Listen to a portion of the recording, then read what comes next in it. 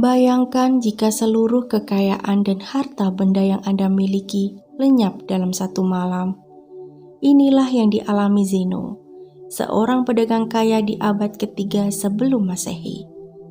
Ketika kapal yang ia tumpangi karam dalam perjalanan menuju Piraeus, semua barang dagangannya tenggelam ke dasar lautan, meninggalkan Zeno hanya dengan pakaian yang melekat di tubuhnya. Kehilangan total ini bisa dengan mudah menghancurkan seseorang, namun tidak bagi Zeno. Inilah titik balik dalam hidupnya yang kemudian mengarah pada lahirnya salah satu filosofi terbesar dalam sejarah, Stoicisme. Setelah kapal karam, Zeno tiba di Athena tanpa harta, hanya dengan pikiran dan tekad yang masih utuh. Dalam perjuangan bertahan hidup, ia sering mengunjungi kios buku di Athena, di mana sebuah buku karya Zeno pun memperkenalkannya pada ajaran Sokrates. Pemikiran Sokrates tentang kebahagiaan dan kebajikan menginspirasi Zeno, mendorongnya untuk mencari filsuf yang memiliki pandangan serupa. Ia kemudian menemukan Krates dari Thebes, seorang filsuf terkenal pada masanya yang menjadi gurunya. Zeno mulai mengajar filsafat di sebuah bangunan yang dikenal sebagai Stoa Poikel atau teras berwarna. Disinilah Stoicisme lahir. Filosofi ini berfokus pada pengembangan logika, fisika, etika, dan politik, namun lebih terkenal dengan ajaran etika yang menekankan pengendalian diri dan penerimaan. Menurut Zeno, kehidupan yang baik adalah kehidupan yang selaras dengan alam dan akal.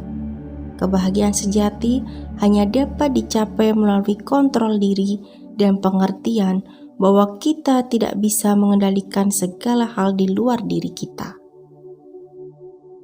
Kaisar Romawi Marcus Aurelius, seorang pengikut Stoicisme, menulis dalam jurnalnya, "Kamu memiliki kekuatan atas apa yang kamu pikirkan, bukan peristiwa yang terjadi di luar." Dengan kata lain, kendali terbesar yang kita miliki adalah kendali atas pikiran kita sendiri. Di tengah kekacauan dunia luar, pikiran kita adalah benteng terakhir yang bisa kita jaga. Pemahaman ini membantu Marcus meskipun memimpin salah satu kerajaan terbesar dalam sejarah, tetap tenang dan rasional dalam menghadapi tantangan besar. Epictetus, seorang filsuf Stoik yang dulunya adalah seorang budak, tidak membiarkan penderitaan fisik dan perbudakan menghancurkan semangatnya. Meskipun lumpuh karena sering dipukuli oleh majikannya, Epictetus memilih untuk fokus pada hal-hal yang bisa ia kendalikan. Pikirannya, responnya terhadap situasi, dan pandangannya tentang kehidupan. Manusia lebih sering tersiksa oleh imajinasinya daripada oleh kenyataan, kata Epictetus, mengajarkan kita untuk berhenti menyiksa diri dengan pikiran negatif yang berlebihan. Stoicisme mengajarkan bahwa kesejahteraan dicapai dengan langkah-langkah kecil yang konsisten. Kesejahteraan dicapai dengan langkah-langkah kecil, kata Zeno. Setiap hari adalah kesempatan untuk membuat kemajuan, tidak peduli seberapa kecil langkah tersebut.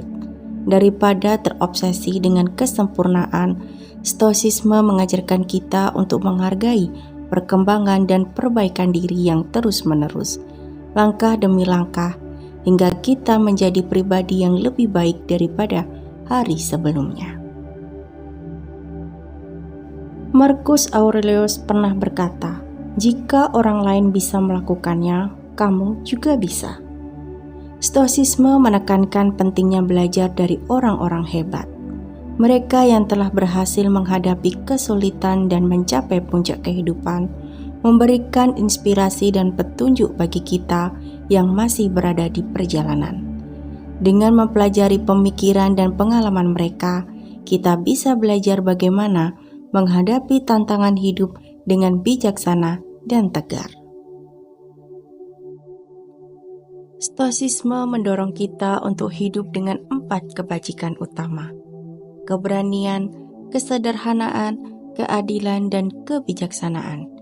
Dalam hidup, kita perlu memiliki keberanian untuk menghadapi tantangan, kesederhanaan dalam tindakan kita, keadilan dalam perlakuan terhadap orang lain, dan kebijaksanaan dalam setiap keputusan yang kita buat. Dengan menerapkan prinsip-prinsip ini, kita tidak hanya hidup untuk diri sendiri, tetapi juga untuk kebaikan orang lain dan dunia di sekitar kita. Seneca, filsufus Stoik lainnya, berkata, "Bukan karena kita memiliki waktu yang singkat, tetapi karena kita telah banyak menyia-nyiakannya. Waktu adalah aset paling berharga yang kita miliki, dan Stoicisme mengajarkan kita untuk tidak menyia-nyiakannya. Hidup ini cukup panjang bagi mereka yang tahu cara menggunakannya dengan bijak. Alih-alih terjebak dalam kemewahan atau hal-hal yang tidak penting, kita harus menggunakan waktu kita untuk hal-hal yang bermakna dan memperkaya jiwa kita." Hidup ini penuh dengan tantangan dan kejutan, baik yang manis maupun yang pahit. Namun Stoicisme mengajarkan bahwa bagaimana kita merespon tantangan itulah yang paling penting. Apakah kita akan memandangnya sebagai musibah atau sebagai peluang untuk menjadi pribadi yang lebih baik?